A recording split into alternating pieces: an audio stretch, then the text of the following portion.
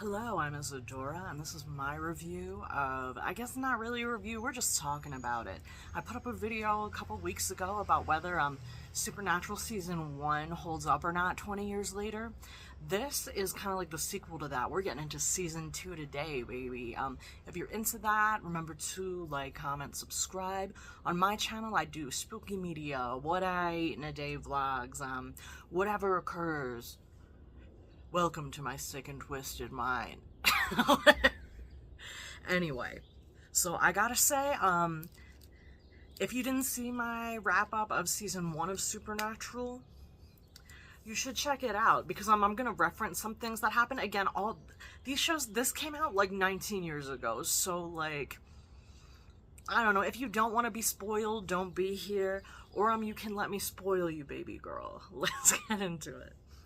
So, my first note that I put down in my little laptop is that Season 2 of Supernatural has some of the strongest and most interesting, like, individual episodes of television that I have ever seen. But I feel like the overall arc, especially the end, like the last two episodes of Season 2, All Hell Breaks Loose, Part 1 and 2, kind of weak for me, honestly. Like, anticlimactic. But I really enjoyed the journey. Some of the episodes of this show, like watching it, I feel like it will make me a better writer, honestly.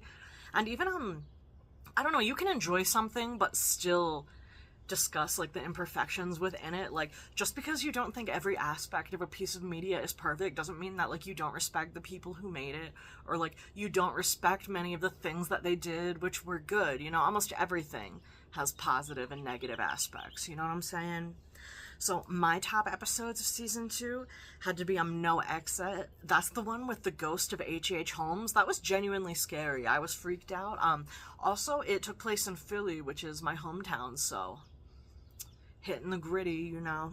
My next was Crossroad Blues, again talking about, like, making deals with the devil, hearkening back to, like, blues lore and, like, how it intermingles with the occult. I talked about that a lot in my review of Sinners, like the new vampire movie where Michael B. Jordan plays twins. Like, I love that as a concept. I want to see that dealt more with in horror. I think it's so fucking cool to see. Of course, the way they did it in Supernatural and the way they did it in Sinners, entirely different, but still cool to see. In Supernatural, we get into hellhounds, which I really enjoy as, like, monsters, and, like, how they execute the concept I think is really cool, where, like, you don't actually see the hellhounds, you just see what they do. I think sometimes what you can't see is, like, more terrifying and anxiety-inducing than what you can directly see and categorize, so I love that in Crossroad Blues. My next episode was Houses of the Holy. Now, this was really sick. This was our big, like, moral quandary episode dealing with, like, Catholic guilt, and Dean saying that angels aren't real, which is very funny because we all know what's gonna happen later. I feel like even if you don't watch Supernatural, if you were ever a nerd online on Tumblr, like, you know who Castiel is, at least. Like, you could pick out the face if you saw it. So basically we have, like, a priest in the episode Houses of the Holy, again named after Bomb, Led Zeppelin's song. A priest who was slain ends up, like, taking on the role of an avenging angel, but having other people, like, kill sinners, essentially. And it's kind of brought into question, like, it's left kind of ambiguous whether he's actually doing this on his own in a rogue way, or whether it's actually God's will, which is fascinating on so many levels, because, like, so if he is doing this because God told him to, like, is it suddenly okay to kill people if God told you to? Like, who deserves to live or die? Like, what? Very cool episode of television, was really into it. Then we had Roadkill. Now, there were a couple episodes this season that genuinely made me cry, and they were straight bangers. Like, I'd say the second half of the season was banger after banger after banger. I cried multiple times. Next one I really loved, Roadkill, where that's kind of like their Sixth Sense, like, plot twist episode, but it's about, like, helping a spirit who's trapped, like, multiple spirits who are trapped and intertwined move on, and, like, it genuinely made me cry when they helped the spirit move on. Next we have Heart. This episode, oh man, this is the one where Sam falls in love with a werewolf, and at the end of the episode he has to kill her. Oh my god, like, heartbreaking shit. So miserable. Loved it. Following that, we had Hollywood Babylon. This was kind of like what would have been like a fun, goofy episode in season 1 that was kind of weak and like fluffy. But in this season, even like the fun, goofy episodes, they really explore like the dynamics between the brothers, and like you learn more about them and like their likes and their dislikes and their history and their dynamics, and you see what's going on.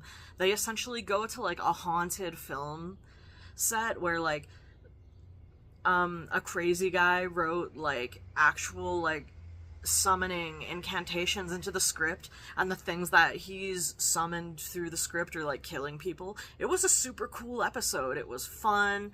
It was a little bit freaky, but I'd say that was mostly what like they bumped up the volume on those like fun filler episodes. Honestly, nothing in the season really felt like filler to me at all, because there was always something, like even if it's like a side quest, they were fascinating to watch. They were super cool. You learned a lot about the backstory of the characters, which is like really kind of why we watch television shows as people, because we connect with other people and we want to learn more about their stories and what's going on with them and stuff, you know what I'm saying?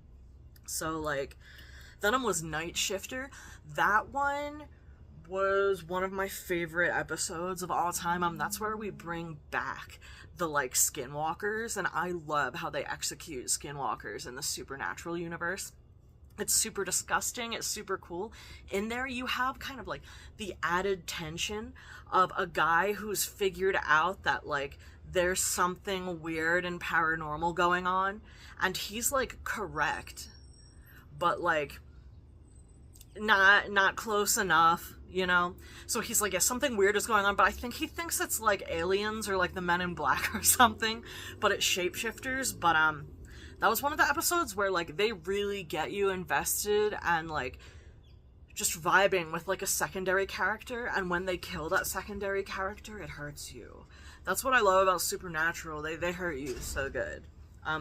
Then I really loved Folsom Prison Blues, where Sam and Dean go to prison to kind of like stop a prison haunting that's killing the inmates. That was a really cool episode. I loved to watch it, but it does get a little bit goofy. We'll talk about some things I didn't really like about this season, where I feel like it's kind of losing its spark a little, and things that felt like clever reoccurring motifs in season 1 just kind of feel like, I don't know, like the pirate ship in Hamlet, or like the writers recycling things because they want to wrap shit up, but they don't really know what to do necessarily.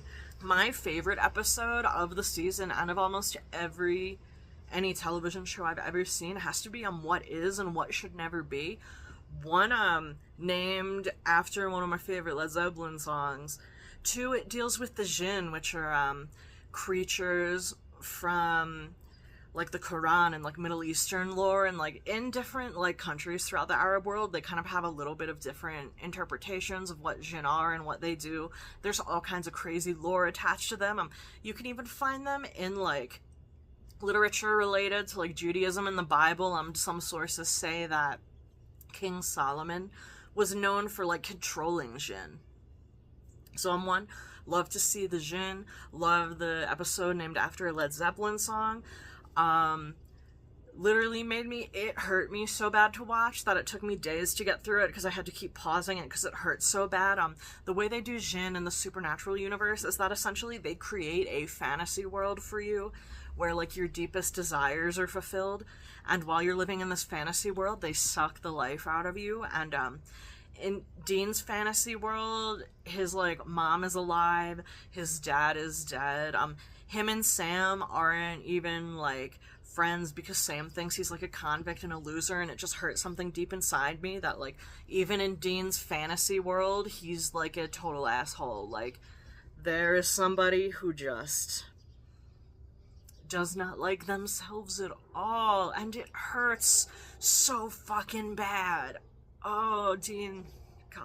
So anyway, so while you had like incredible individual episodes, which I think are super effective as like explorations of like grief, death, the afterlife, adding to like the supernatural lore with like interesting monsters and stuff like that, the overall plot, so the first 2 seasons, the main arc is that Sam and Dean, first they want to find their dad, but like that doesn't kind of work out, and then they get involved in this whole thing where they're trying to find the demon together who killed their mom, and like then on top of that, the demon is having some kind of like demon half baby Olympics just so he can like pin all these children against each other, and like the top one gets to like open a door to hell for him. It just seems like a little contrived and goofy to me. Like the overarching plot is like not as interesting as like the small individual plots within the episodes. Then I feel like, especially, we have almost 50 episodes of goddamn build up to this confrontation between like the Winchesters and like the demon that killed their mom, and it feels like we had like literally like 50 hours of build up only for the whole thing to end in like 2 minutes. You know, I feel like within All Hell Breaks Loose Part 1 and 2, those were the first times in Supernatural where I was really aware that I was like watching a television show where like the writers were trying to tie up loose ends and wrap things up, and I didn't feel like I was like experiencing like an organic story. It was just like, oh, like they need to get rid of these people so this can be wrapped up. Oh, Dean, that's something else. So like we're kind of getting to a point where like Sam and Dean have both died and been brought back to life so many times that it's kind of cheapening it within the context of the universe. Like when Sam or Dean died initially, or there would kind of be like a fear, and now I'm like, oh yeah, like no, they're just gonna keep like killing each other, they're gonna keep sacrificing themselves for each other, and there's like no consequences. And I feel like when you start getting to a point where there's no consequences in a universe, it kind of stops being as interesting, honestly, and like that point of narrative tension is gone. Don't get me wrong, I'm still invested, and I'm ready to check out like the next seasons and see so where they kind of leave it off with at the end of season 2. So Ash discovered something big, but he gets killed before he can tell you what it is, so there's that left hanging in the air. Dean sold his soul, so in exchange for selling his soul to like demons after 1 year, he brought Sam back forever, and Sam was weirdly cool with that, and it was super out of character, and that's when I was really like, oh yeah, like they just need to wrap this up because it's a TV show, you know? So like, and then Sam's just like, oh, I guess we'll figure it out, and like he's like hardly, and Sam is like, he's an overthinker. You know, this man could like step on like a spider and have like an ethical crisis about it for 10 days, and he finds out Dean like sold his soul to like hell to bring him back to life, and then lied to him about it, and he just moves on from it instantly and is like, it is what it is, like that and again, like the constant, so like John sold his soul to bring back Dean, Dean sold his soul to bring back Sam. Like, I don't know, it's feeling less like an interesting recycling of motifs and more like, oh yeah, we just like don't know what to do, so we're gonna keep doing the same thing 18 times. So it is kind of interesting to watch a show that kind of has like a weak overarching story, but like really fascinating little stories within. Again, like I'm super down to keep watching. I haven't been turned off from it at all. Like, even though I feel like the plot's going forward where we have like, what did Ash know before he got killed? How are Sam and Dean gonna like trick their way out of Dean giving up his soul to the Hellhounds? Like, also they released a whole bunch of like demons from hell by accident, and now they have to hunt them all down. So like, honestly, like all of those things, like I would be like cool to know what Ash found out. I don't know if they're gonna pursue that or not, because I remember almost nothing about this show at all. But anyway, so the next big thing in my notes is that I brought up, it's supernatural and like anti-black tropes with the characters. Now I know, especially like, I'm a white bitch, and I feel like when white people talk about stuff like this, there's kind of two reactions from like within and without the black community. Some people will be like, oh, like, you're white, so that's not your experience, so you're not allowed to talk about it, and you're like talking over other people. Other people say that, like, if you do have more privilege, you should, like, speak on things like this because other people are more likely to listen to you and hear you out. So, like, I think you really, when you want to enter conversations like this, you can't really do it with the goal of, like, people liking you for it. You just have to do what, like, you think is, like, correct to do. And this really stood out to me, so I want to talk about it. Again, like, clearly, I'm not black. I'm not lying to you. Like, I might be one of the, like, most melanin-challenged people that, like, exists, like, outside of the bottom of the ocean, you know? Like, I'm, like, on that, like, blobfish shit. But this really struck me, and I did want to bring it up because I think it's very interesting. So, of, like, pretty much on most of the black characters in Supernatural who are recurring or have, like, an important part of the narrative. So I want to talk about how I feel like women are handled, black women first, and then black men. There's way more black men to talk about in the show in general, but I think that comes down to Supernatural having basically no women in it that, like, recur in a big way. I think except for Ellen and her daughter, whose name I can't remember. But so this was back in season 1, and I didn't include her when I was talking about women who recur throughout the show, because I'm pretty sure Missouri was only in one episode. She's like the psychic medium who John Winchester and then his sons go to for, like, help. Now, there is a big trope in American media. It's basically called, like, the magical N-word. I can't say that.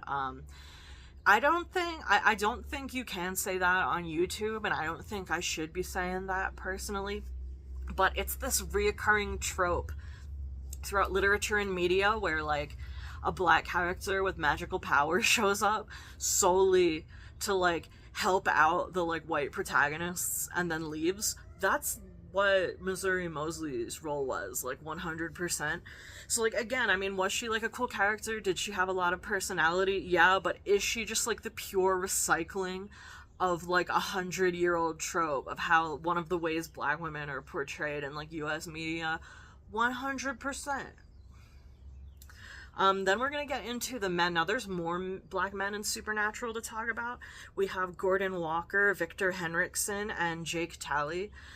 All of them are, like, kind of, like, super aggressive and or violent, which is, like, a big stereotype, like, attached to black men, just, like, in general in the US. Like, there's this idea that, like, black people are inherently stronger, that they feel less pain, that they're, like, more aggro, and you really see that. So Gordon Walker, he's a hunter, they find, and, like, he's super bloodthirsty, and he just wants to, like, kill everything around him, and, like, they pretty much compare him to, like, Hannibal Lecter, and that's, like, the first black male recurring character, I think, you see. Or maybe, so that's Gordon Walker, and he's, like, directly, so he's, like, an antagonist. Then you have Victor Henriksen, who is the head of the FBI, who's, like, super aggro and disrespectful to, like, even, like, the other people he works with, and clearly, you know, he's the head of the FBI. The FBI is hunting down Dean and Sam, so, like, again, he's another antagonist. And the last black man is Jake Talley, a soldier from Afghanistan who's pretty much plucked out of the war by, the Yellow-Eyed Demon. I think that's Azazel. That's, like, his, like, legal government name or whatever.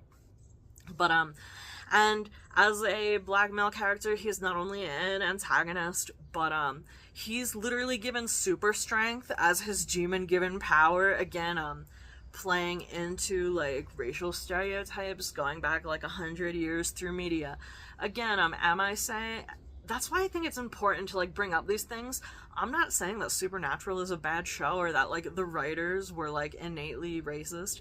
I don't think they sat down to create a show that was, like, innately, like, racist and sexist or anything like that. But because these tropes have been so recycled and so used and are such a part of, like, media creation and, like, the culture of the US, they probably did all these things and created all these characters in this exact way using these like hundreds of years old tropes and didn't even realize they were doing it.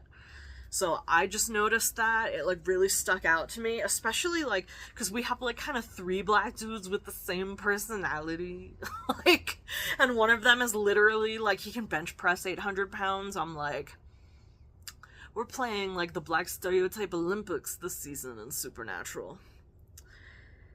Oh yeah, then my next note for me, Sam and Dean constantly dying and coming back is already getting old. Then I put like some stuff is just getting goofy. Like there's times where it's just like beyond camp for me. So like for one, in the episode, I think it's Folsom Prison Blues, Sam and Dean break out of prison and like the Impala is waiting for them like 2 feet outside of the prison and they just drive away and nobody notices. I'm like, who put the car there?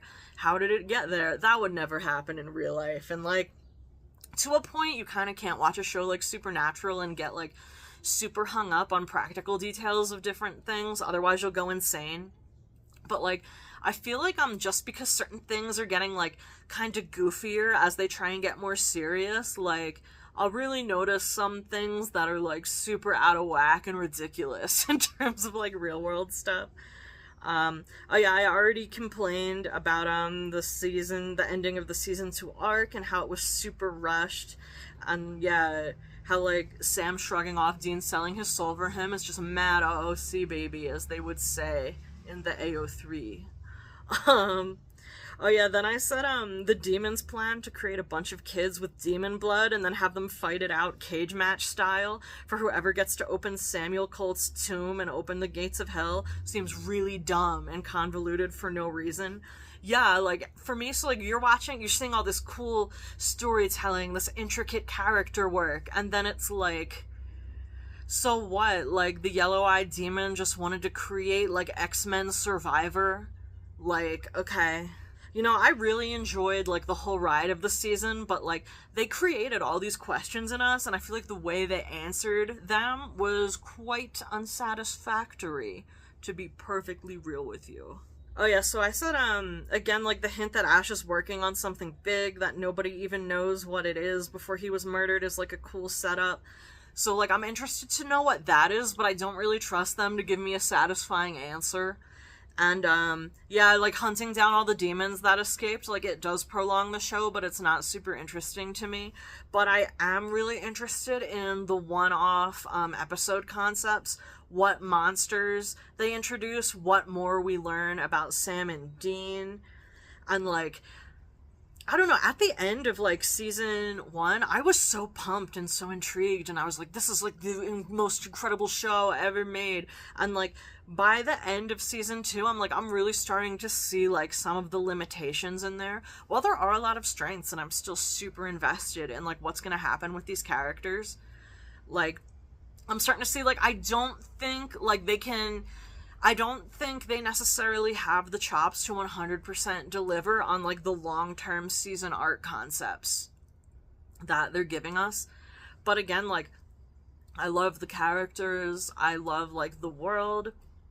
It's a super good time, so, like, I'm down for the ride, you know? Even though, again, like, I feel like we're starting to see more holes in the writing and, like, the innate, like, racism and sexism they kind of absorbed from, like, the sum total of, like, media is just really, really becoming increasingly present with time. Again, it's not, like, I don't know, but I feel like especially, like, I don't know, I'm, like, a queer woman, so, like, and I'm just, like, a weird-ass bitch regardless, so I feel like I might have, like, a little bit of a mindset that's, like, somewhat removed from, like, the standard public in terms of, like, what's acceptable and, like, what you're looking for in media and, like, what satisfies you. So, like, there's still a lot to work here that's, like, super rich and well executed and beautiful and, like, intriguing, but I definitely notice some problems. Anyway, so that's my wrap-up on Supernatural Season 2. Let me know what you think of it, man. You know, like, comment, subscribe, whatever. Stick around with me, hang out while we talk about, like, ghosts and, like, lazy meals and, no-buy content. I'm just doing whatever, man. I can't be stopped. I film in front of my open window and the sun is starting to set, so I feel like I'm like slowly disappearing into the mist, you know, into the blackness. But yeah, thanks for watching. See you in the next one. Bye.